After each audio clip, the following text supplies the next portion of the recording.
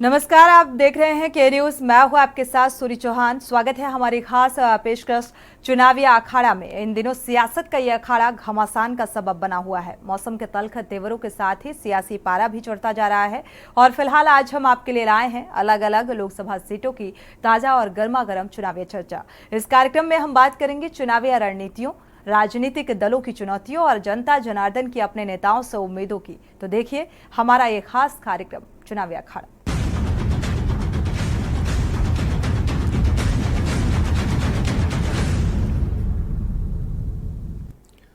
और सबसे पहले बात करते हैं दिल्ली के सीएम अरविंद केजरीवाल के अंतरिम जमानत को लेकर। तिहाड़ जेल से अंतरिम जमानत पर बाहर आए केजरीवाल की दहाड़ से सियासी माहौल गर्म हो चुका है। सीएम अरविंद केजरीवाल ने मोदी और बीजेपी पर करारे वार किए हैं और वन नेशन वन लीडर से योगी तक जबरदस्त वार किया। अब जेल से रिहाई के बाद केजरीवाल की चुनावी लड़ाई शुरू हो चुकी है। देखिए ये पूरी रिपोर्ट। तो इसलिए सीएम पद से नहीं दिया इस्तीफा। दिल्ली शराब नीति से जुड़े मनी लॉन्ड्रिंग मामले में सुप्रीम कोर्ट से अंतरिम जमानत मिलने के बाद अरविंद केजरीवाल कनॉट पैलेस स्थित हनुमान मंदिर पहुंचे। वहां से वापस आने के बाद आप हेडक्वार्टर से केजरीवाल ने जनता को संबोधित किया। इस दौरान उन्होंने कहा कि जब मैं जेल के अंदर था तो कुछ लोगों ने ये मुद्दा उठाया कि केजरीवाल सीएम पद से इस्तीफा क्यों नहीं देते। उन्होंने कहा कि केजरीवाल को किसी भी पद का लालच नहीं हुआ। मैं यहाँ मुख्यमंत्री और प्रधानमंत्री बनने नहीं आया। इनकम टैक्स में कमिश्नर की नौकरी करता था, उसको छोड़कर दिल्ली की झुग्गियों के अंदर 10 साल तक काम किया। कहा कि जब जनता में मुझको पहली बार मुख्यमंत्री बनाया तो उसूलों के ऊपर 39 दिनों के अंदर सीएम पद से इस्तीफा दे दिया था। सीएम बनने के लिए लोग अपना दाहिना हाथ कटवाने को तैयार होते हैं। मेरे लिए सीएम पद महत्वपूर्ण नहीं। आज मैंने जेल जाने के बाद भी सीएम पद से इस्तीफा क्यों नहीं दिया? क्योंकि पिछले 75 साल में भारत में दिल्ली के अंदर सबसे ऐतिहासिक बहुमत आम आदमी पार्टी जीती। इतने भारी बहुमत से किसी भी राज्य की सरकार नहीं बनी। आपको बता दें कि उन्होंने पार्टी ऑफिस में पहली चुनावी भाषण दिया। उन्होंने 21 मिनट की स्पीच की शुरुआत हनुमान जी से की और प्रधानमंत्री नरेंद्र मोदी, तानाशाही, भ्रष्टाचार, देश विपक्षी गठबंधन से होते हुए प्रभु यानी भगवान पर खत्म की। केजरीवाल ने आम आदमी पार्टी ऑफिस में प्रेस कॉन्फ्रेंस के दौरान बीजेपी पर हमला बोला। दावा किया कि अगर ये चुनाव मोदी जीत गए, योगी जी को उत्तर प्रदेश के सीएम पद से हटा दिया जाएगा। बीजेपी पर कई और भी निशाने साधे। इसके अलावा लोकसभा चुनाव में उनकी पार्टी और गठबंधन के प्रदर्शन को लेकर भी केजरीवाल ने कई दावे किए हैं। अगर ये चुनाव जीत गए, इन्होंने बीजेपी का एक नेता नहीं छोड़ा। आडवाणी जी की राजनीति खत्म कर दी इन्होंने, मुरली मनोहर जोशी की राजनीति खत्म कर दी, सुमित्रा महाजन की, शिवराज सिंह चौहान जिसने मध्य प्रदेश का चुनाव जीत के दिया इन लोगों ने, शिवराज सिंह चौहान ने उसको मुख्यमंत्री नहीं बनाया, उसकी राजनीति खत्म कर दी। वसुंधरा राजे की राजनीति खत्म कर दी इन्होंने, खट्टर साहब की राजनीति खत्म कर दी, डॉक्टर रमन सिंह की राजनीति खत्म कर दी। अब अगला किसका नंबर है? योगी आदित्यनाथ। अगर ये चुनाव जीत गए, मेरे से लिखवा लो, 2 महीने के अंदर उत्तर प्रदेश का मुख्यमंत्री बदल देंगे।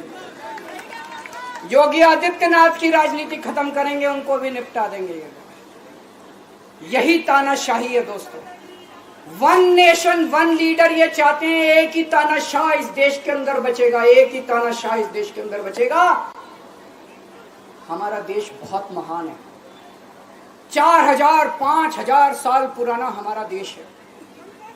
इसके पहले पिछले 4000 साल में कई मौके आए जब इस देश के ऊपर तानाशाहों ने कब्जा करने की कोशिश की, लेकिन हमारे देश के लोगों ने उन तानाशाहों का तख्ता उखाड़ के फेंक दिया। जब जब हमारे देश में ऐसा मौका आया कि तानाशाह ने हमारे देश के ऊपर कब्जा करने की कोशिश की, इस देश की जनता ने उसका तख्ता उखाड़ के फेंक दिया। आज एक तानाशाह इस देश से जनतंत्र खत्म करना चाहता है। आज एक तानाशाह इस देश से लोकशाही खत्म करना चाहता है। मैं पूरे तन मन धन से लड़ रहा हूं, संघर्ष कर रहा हूं उस तानाशाह के खिलाफ। 140 करोड़ लोगों का साथ चाहता हूं मैं। केजरीवाल की बड़ी बातें। पीएम मोदी अमित शाह को पीएम बनाना चाहते हैं। नरेंद्र मोदी शाह के लिए वोट मांग रहे हैं। जो मोदी जी के नाम पर वोट दे रहे हैं वो ये सोच लें कि वो शाह को वोट दे रहे हैं।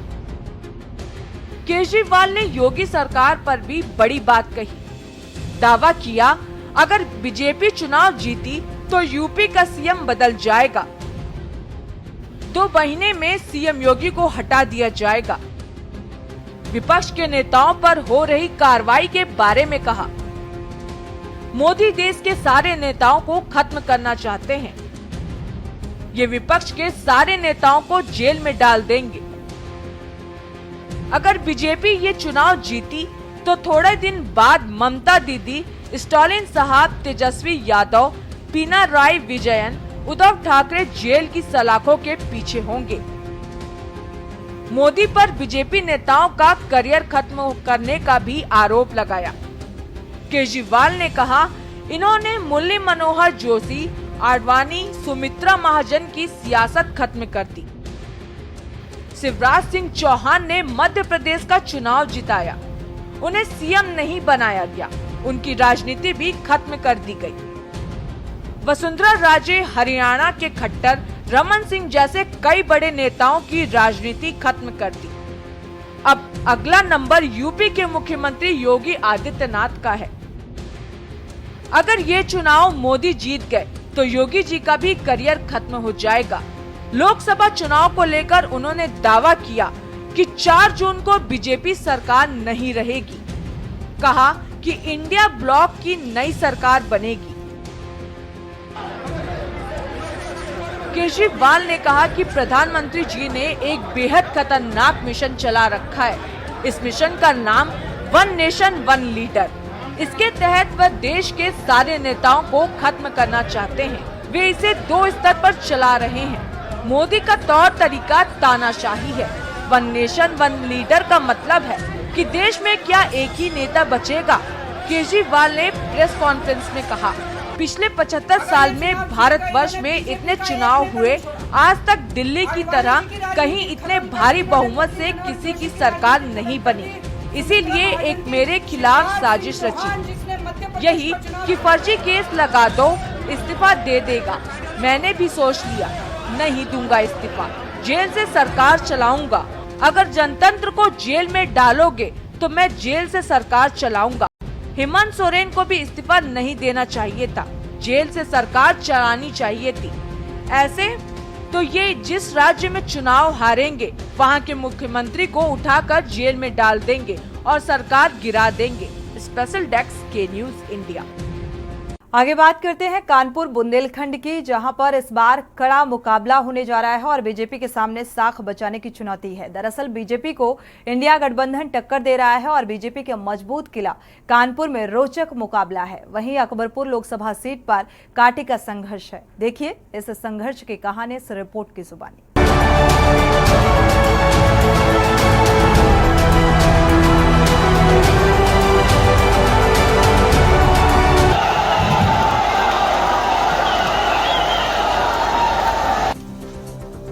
लोकसभा चुनाव की बात करें तो कांग्रेस यूपी में अपने सबसे खराब दौर से गुजर रही है। कानपुर बुंदेलखंड में 40 साल पहले कांग्रेस पार्टी की तूती बोलती थी। क्षेत्रीय पार्टियां जब यूपी में आई तो कांग्रेस पार्टी के पैर उखड़ना शुरू हो गए। लोकसभा चुनाव के लिए कांग्रेस और सपा के बीच सीटों का बंटवारा कांग्रेस नेताओं और कार्यकर्ताओं को टीस दे गई, जबकि कांग्रेस बुंदेलखंड क्षेत्र से कई सांसद, विधायक, मंत्री रह चुके हैं। कांग्रेस यूपी में सपा के साथ मिलकर लोकसभा चुनाव लड़ रही है। सपा ने कांग्रेस को मात्र 17 लोकसभा सीटें दी। इसमें से कानपुर बुंदेलखंड की सिर्फ 2 सीटें मिली हैं, जिसमें कानपुर और झांसी की लोकसभा सीटें शामिल हैं। कांग्रेस ने लोकसभा चुनाव कानपुर, झांसी, अकबरपुर, फर्रुखाबाद और उन्नाव की सीटों पर जीत दर्ज की थी।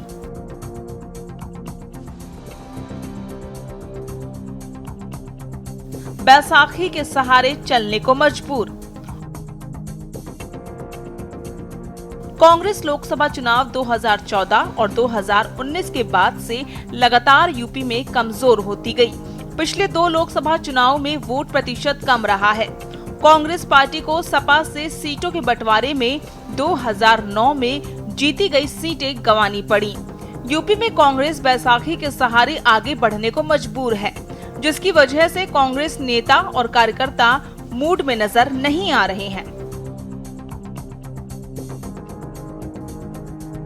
कानपुर बुंदेलखंड बीजेपी का मजबूत किला। 2019 में सपा बसपा का जातीय गठबंधन नहीं भेद पाया किला।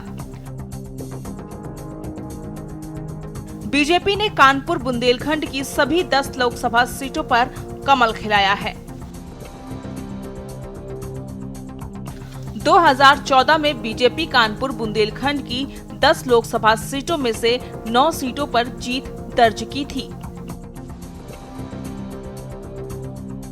2019 में मोदी मैजिक ने कानपुर बुंदेलखंड सभी सीटों पर जीत दर्ज करते हुए क्लीन स्वीप किया। आपको बता दें कि कानपुर बुंदेलखंड भारतीय जनता पार्टी का सबसे मजबूत किला है, जिसे 2019 के लोकसभा चुनाव में सपा बसपा का जातीय गठबंधन और प्रियंका गांधी का मैजिक भी नहीं भेद पाया। बीजेपी ने कानपुर बुंदेलखंड की सभी 10 लोकसभा सीटों पर कमल खिलाया है। 2014 के लोकसभा चुनाव में बीजेपी कानपुर बुंदेलखंड की 10 लोकसभा सीटों में से 9 सीटों पर ही जीत दर्ज कर पाई थी, लेकिन 2019 में मोदी मैजिक ने कानपुर बुंदेलखंड के सभी सीटों पर जीत दर्ज करते हुए क्लीन स्वीप किया। कानपुर बुंदेलखंड की राजनीति जातिगत आंकड़ों पर आधारित है। सपा बसपा गठबंधन ने बीजेपी के इस मजबूत किले को भेदने के लिए कारगर रणनीति बनाई थी, लेकिन प्रधानमंत्री नरेंद्र मोदी की ऐसी आंधी चली कि सपा बसपा की रणनीति नाकाम साबित हुई। वहीं प्रियंका गांधी का मैजिक भी कानपुर बुंदेलखंड में काम नहीं आया। सपा बसपा गठबंधन और कांग्रेस पार्टी कानपुर बुंदेलखंड की एक भी सीट जीतने में कामयाब नहीं हो पाई।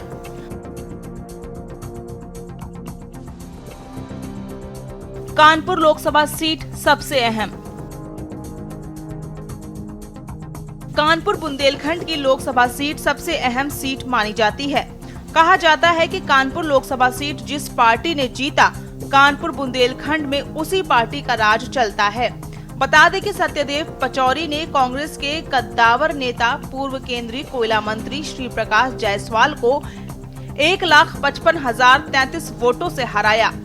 बीजेपी के सत्यदेव पचौरी को 4,66,442 वोट मिले थे। कानपुर में चुनावी अखाड़ा सजा हुआ है। सियासत के महाबलियों के बीच रोचक जंग का नजारा देखने को मिल रहा है। सरपंच के रूप में जनता भी इन योद्धाओं के दांव पेच पर बारीकी से निगाह गड़ाए हुए है। चुनावी शोर के बीच रोचक मुकाबले की पूरी उम्मीद है। इसकी वजह ये है कि पुराने धुरंधरों के सामने इस बार नए सुरमा अपनी ताकत आजमाने मैदान में उतरे हैं। बता दें कि सभी दलों ने इस बार नए चेहरों पर दांव खेला है। कानपुर संसदीय सीट पर सबसे रोचक मुकाबला है। यहाँ भाजपा, कांग्रेस और बसपा ने नए चेहरों पर दांव खेला है। मजे की बात तो ये है कि तीनों प्रत्याशी छात्र राजनीति से जुड़े रहे हैं और पहली बार लोकसभा चुनाव लड़ रहे हैं। भाजपा की बात करें तो कानपुर बुंदेलखंड क्षेत्र की 10 लोकसभा सीटों में सिर्फ कानपुर में ही पार्टी ने अपना प्रत्याशी बदला है। मौजूदा सांसद सत्यदेव पचौरी का टिकट काटकर इस बार रमेश अवस्थी को पार्टी ने अपना प्रत्याशी घोषित किया है। 3 दशक से अधिक समय तक समाचार पत्रों व न्यूज चैनल में पत्रकार रहे रमेश फर्रुखाबाद स्थित बद्री विशाल डिग्री कॉलेज से छात्र संघ अध्यक्ष भी रह चुके हैं। इसी तरह कांग्रेस ने आलोक मिश्रा को टिकट दिया है। वे छात्र जीवन से ही राजनीति में हैं, लेकिन लोकसभा चुनाव पहली बार लड़ रहे हैं। साल 1983 में क्राइस्टचर्च कॉलेज में पढ़ाई के दौरान ही वे राजनीति से जुड़ गए व छात्र संघ अध्यक्ष बने। 2 बार विधानसभा का चुनाव भी लड़ चुके हैं। वहीं बसपा ने कुलदीप भदौरिया पर दांव लगाया है। कुलदीप भी छात्र राजनीति में सक्रिय रहे हैं और डीएवी कॉलेज के महामंत्री भी रह चुके हैं। अकबरपुर लोकसभा सीट। 2014 में बीजेपी ने अकबरपुर लोकसभा सीट से एक बार फिर से देवेंद्र सिंह भोले पर भरोसा जताया। देवेंद्र सिंह भोले ने पार्टी के भरोसे को कायम रखा और बसपा की निशा सचान को 2,73,050 वोटों से हराया है। देवेंद्र सिंह भोले को 5,77,603 वोट मिले। वहीं बसपा की निशा सचान को 3,04,553 वोट मिले। वहीं कांग्रेस के राजा रामपाल तीसरे नंबर पर रहे थे, जिन्हें 1,07,592 वोट हासिल हुए थे। अकबरपुर संसदीय क्षेत्र से बसपा के प्रत्याशी राजेश द्विवेदी 20 वर्ष से पार्टी में सक्रिय हैं, लेकिन पहली बार लोकसभा का चुनाव लड़ रहे हैं। उनका मुकाबला सियासत के महारथी माने जाने वाले भाजपा प्रत्याशी देवेंद्र सिंह भोले और सपा के राजा रामपाल से है। पार्टी ने उनकी सक्रियता और क्षेत्र में पकड़ को आधार मानकर अपना प्रत्याशी घोषित किया है। मिश्रिक लोकसभा सीट का रण।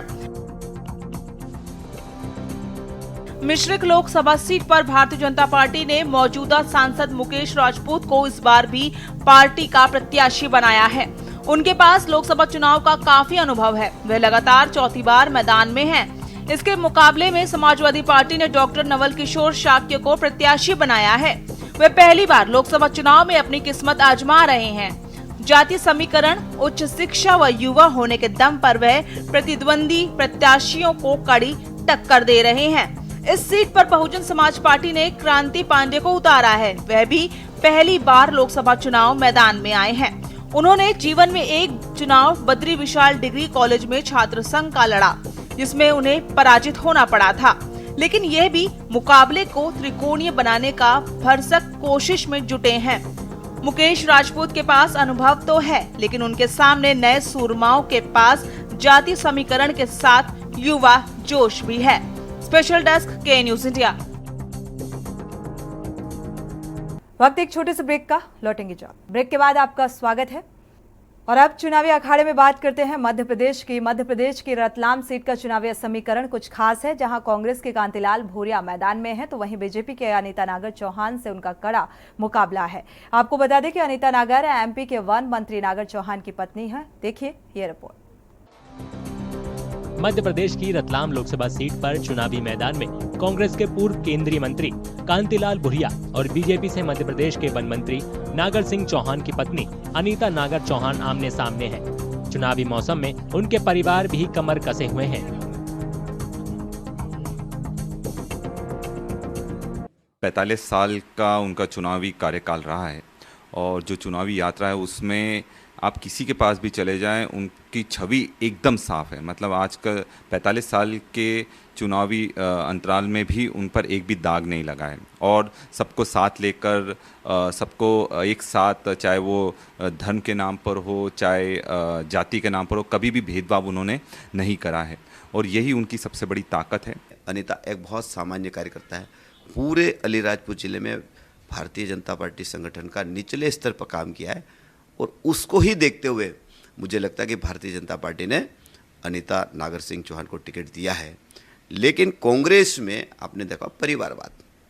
आज हम इसलिए परिवारवाद की बात करते हैं, उदाहरण के लिए अगर कांग्रेस से राहुल गांधी को हटा दो तो कांग्रेस खत्म। अगर समाजवादी पार्टी से अखिलेश यादव को हटा दो तो समाजवादी पार्टी खत्म। कांतिलाल भूरिया 2014 और 2019 में चुनाव हार गए थे। उससे पहले वे 5 बार रतलाम से सांसद थे। लगातार 2 बार हारने के बावजूद कांग्रेस ने एक बार फिर आदिवासी नेता पर भरोसा दिखाया है। नागर सिंह की धर्मपत्नी जो चुनाव में भाजपा ने उसको उम्मीदवार बनाई है, अब उनका कोई योगदान है ही नहीं। उनका योगदान ही वो गृहिणी महिला है और उनको मतलब भाजपा ने टिकट देके और वहाँ पर एक नए पेशा का काम रतलाम में किया, उसने एक नए पेशा का काम झाबुआ में किया, एक नए पेशा का काम अलीराजपुर में किया। पहली बार वो मतलब उसको टिकट मिल गई तो उसको लेके भाई उसको जीता। किस लिए जीता है भाई? बीजेपी उम्मीदवार अनीता नागर चौहान कांग्रेस की चुनौती को खारिज करती हैं। उन्हें अपनी जीत का भरोसा है। उनका कहना है कि पार्टी उनका पूरा साथ दे रही है। भारतीय जनता पार्टी का हर एक कार्यकर्ता मतदान केंद्र पे मौजूद है और भारतीय जनता पार्टी में कार्यकर्ता ही चुनाव लड़ता है, क्योंकि प्रत्याशी मैं जरूर हूँ लेकिन मैं हर मतदान केंद्र पे नहीं जा पा रही, तो वो कार्यकर्ता ही मैदान पे है और वही मुकाबला कर रहा है वही काम कर रहा है, तो हम कार्यकर्ताओं के दम पर ही चुनाव लड़ते हैं। तो मुझे नहीं लगता मुकाबला नहीं। रतलाम सीट अनुसूचित जनजाति के लिए आरक्षित है।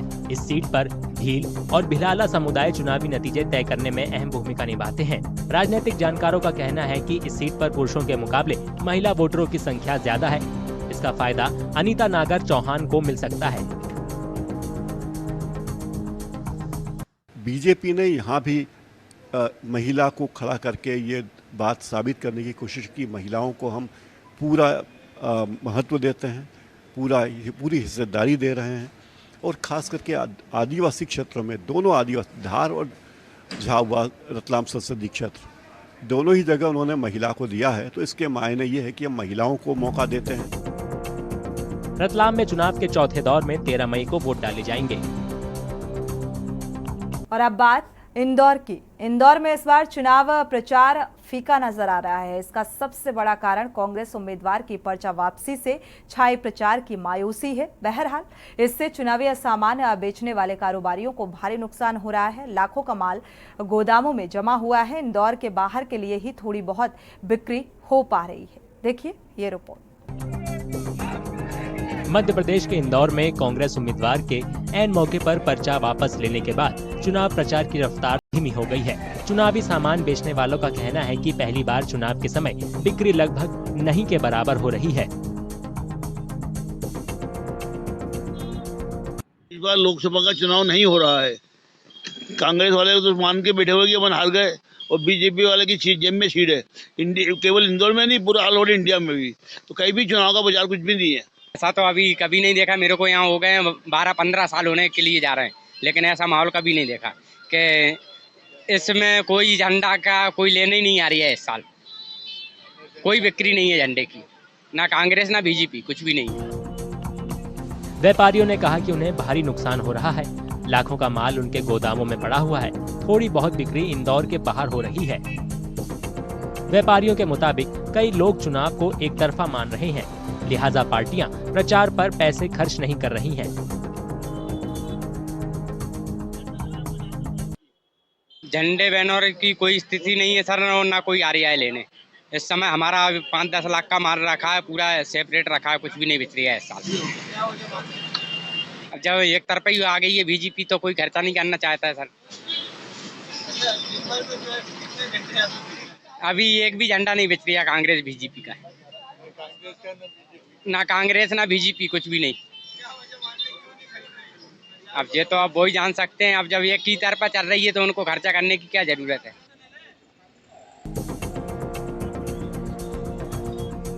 कांग्रेस इंदौर सीट से अपने उम्मीदवार के बीजेपी में शामिल होने के बाद वोटरों से नोटा का बटन दबाने की अपील कर रही है। बीजेपी इस अपील की आलोचना कर रही है। पूरे इंदौर शहर और जिले में नोटा को लेकर अभियान चलाया जा रहा है, जिसकी शुरुआत आज हमने यशवंत रोड गांधी भवन कांग्रेस कार्यालय से की है। जो स्टिकर बनवाए गए हैं, मेरा vote NOTA, vote for NOTA, ये अभियान की शुरुआत हो गई है। और पूरे शहर से लेकर जिले तक 2 लाख से अधिक जो स्टिकर जो है वाहनों पर लगाए जाएंगे। उसका चुनाव प्रचार प्रसार किया जाएगा। कॉन्स्टिट्यूशन ने, सुप्रीम कोर्ट ने हमें अधिकार दिया है नोटा का बटन दबाने का। जो उन्होंने कैंडिडेट का अपहरण किया वो अपराध नहीं था। उन्होंने राष्ट्रीय पार्टी के नुमाइंदे को डरा धमका के उसके पर्चा वापस कराया, वो अपराध नहीं था। वी.डी. शर्मा को वो अपराध नहीं दिखता है। अक्षय कांति बम कांग्रेस उम्मीदवार के रूप में पहले बीजेपी के मौजूदा सांसद शंकर लालवानी के खिलाफ खड़े थे। आखिरी समय पर उन्होंने अपना पर्चा वापस लिया और बीजेपी में शामिल हो गए।